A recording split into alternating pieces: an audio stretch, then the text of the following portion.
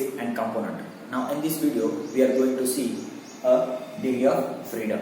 So let's see. We will first look what is the definition of degree of freedoms.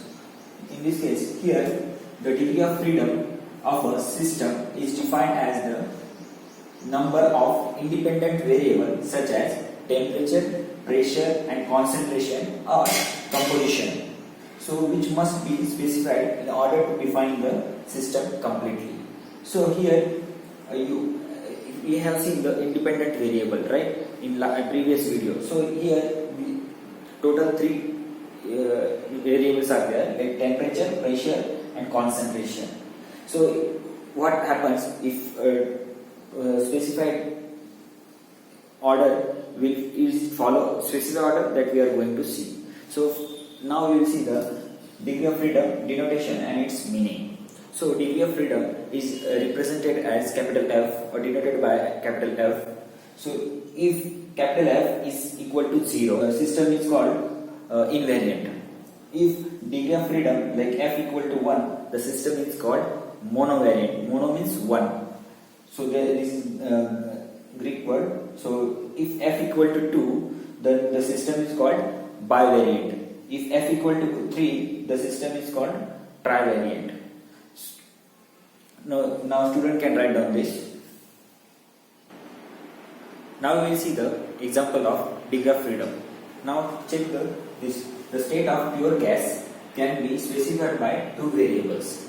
That is P and T, like pressure and temperature, or pressure and volume.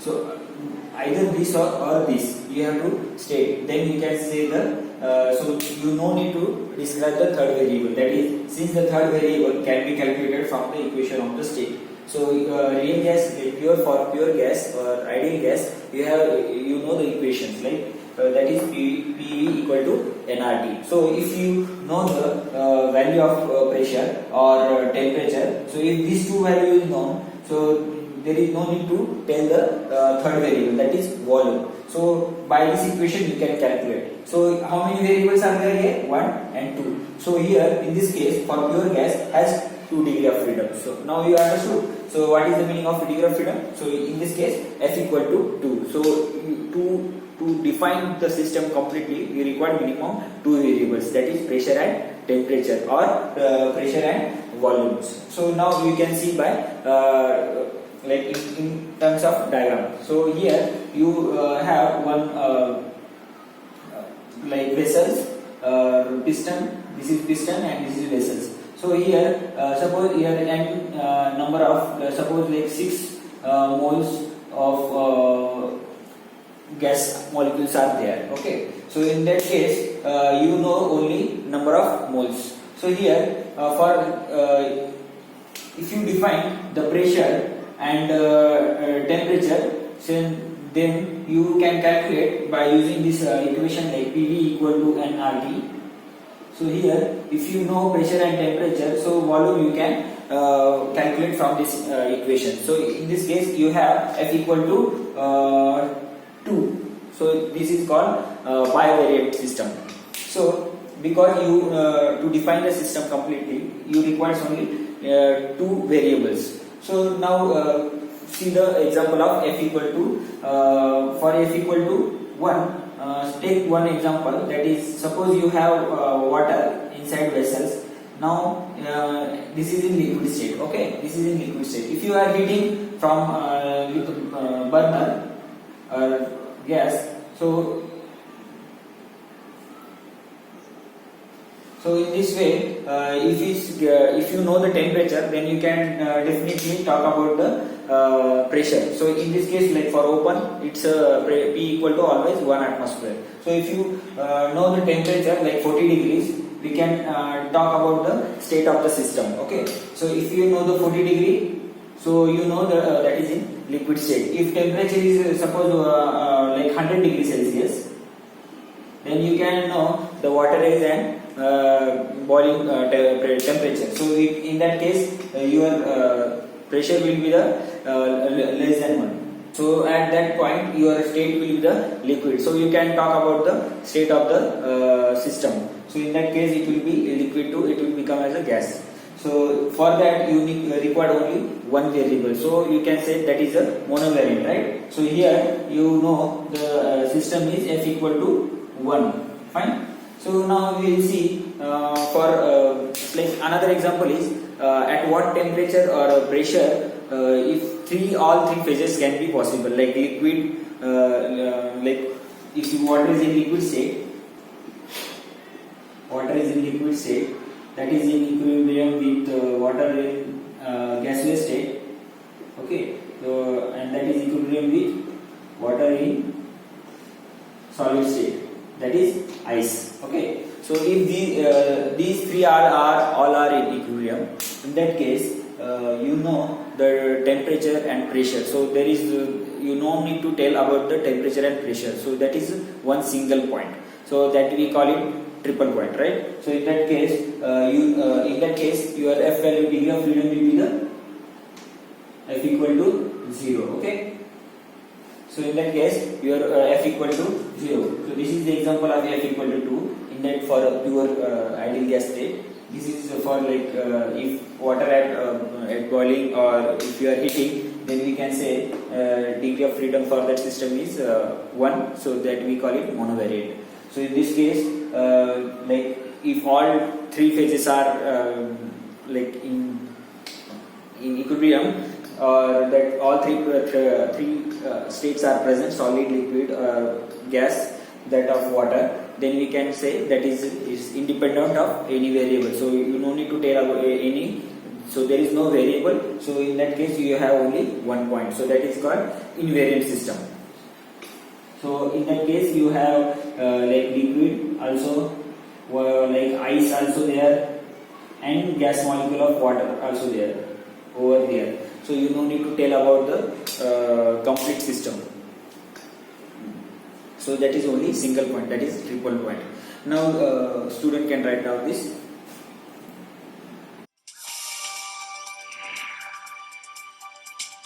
Now we are going to learn about the Gibbs phase rule. So far we have seen the phase. So in this case we have learned phase, that is represented by P.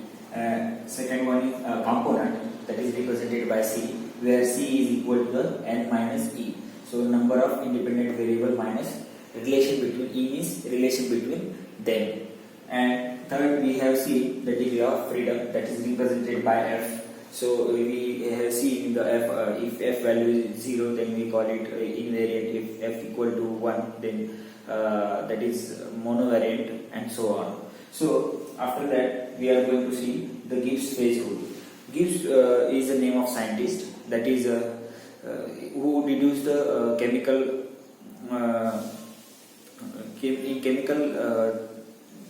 thermodynamics. J.W. Gibbs has deduced this phase rule. That name is Gibbs phase rule. Phase rule is very important to study the heterogeneous system.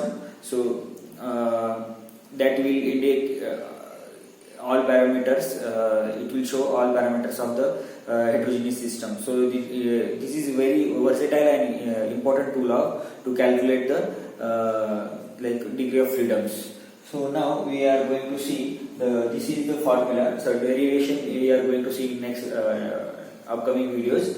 So here the Gibbs phase rule, that is that it tells about the degree of freedom. So F equal to C means component, C minus P plus 2. So here C is represented as component, minus P is the phase, plus 2. So this formula comes with derivation that is deduced by the American theoretical scientist J.W. Gibbs. So that we are going to see in next video. So now we will take the certain conditions where if component is 1 then phase is 1. So in phase, for example take water. So in water, if it's in solid state, then in that case component is only 1 and phase is 1. So here in that case it is in only solid state. So by using this formula we can tell about the degree of freedoms. So we can say F equal to, in this case C is the 1 minus P also 1 plus 2, that is equal to 2, right? So in this case degree of freedom comes as a 2. So this indicates that the system degree of freedom is 2 means system is, and the given system is bivariant. Bivariant. Okay. So take the next case. In this case, C equal to 1 plus, and where phase is 2. So this phase means 2 means there are two different phases. One is solid, one is liquid. This can be any things like liquid or in gas also is possible that both are equilibrium. So there are three different condition comes. We are going to take only one here. So in this case, water that is in solid state, that is ice, that is equivalent with liquid state of water, H2O. So in that case, what will happen with the degree of freedom? So calculate. So F equal to C minus, in this case phase is 2 plus 2. So in this case your F value comes as a 1. Okay. So in this 1 means what? The degree of freedom 1 means the system is monovariant. Monovariant. Now take example, third example. So in that where C is the equal to 1, and we are just increasing the phase only. So if now phase is 3, so what happens to the like in that case, that example is suppose water that is in ice form, that is equilibrium with the liquid water, and that is equilibrium with the vapor of the water. So if all three phases are in equilibrium, then we can say phase is 3 and only one component. So only H2 is there in whole the system. So if all are equilibrium, then what happens to the degree of freedom? This we can calculate by using this formula. So we have F equal to C minus, in this case P is minus 3 plus 2. So 1 plus 2, that minus 3. So 1 plus 2 is 3. 3 minus 3 is 0. So here degree of freedom is 0. So in this case the given system is invariant. Okay. The given system is invariant.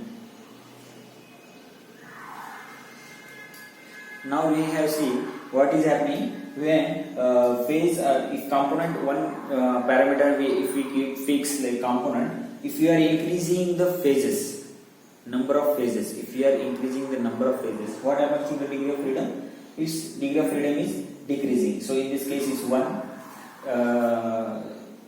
here 2, here is 1, here is 0. So degree of freedom is getting reduced. So we can say if degree of freedom is decreasing, so number of phases are increasing. So this is like inversely proportional. So you can remember in this way. If phase, so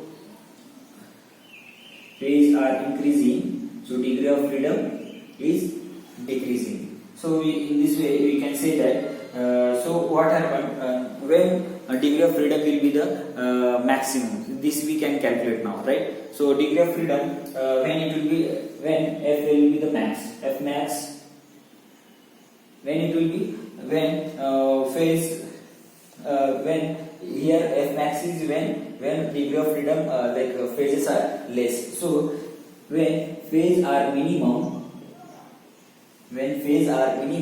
degree of freedom will be the maximum. So this value where it can go from where to where, and another P minimum. So P minimum means you require at least one if you want to take any system. So minimum number of phases will be the 1. So that value can go from 1 to like any number.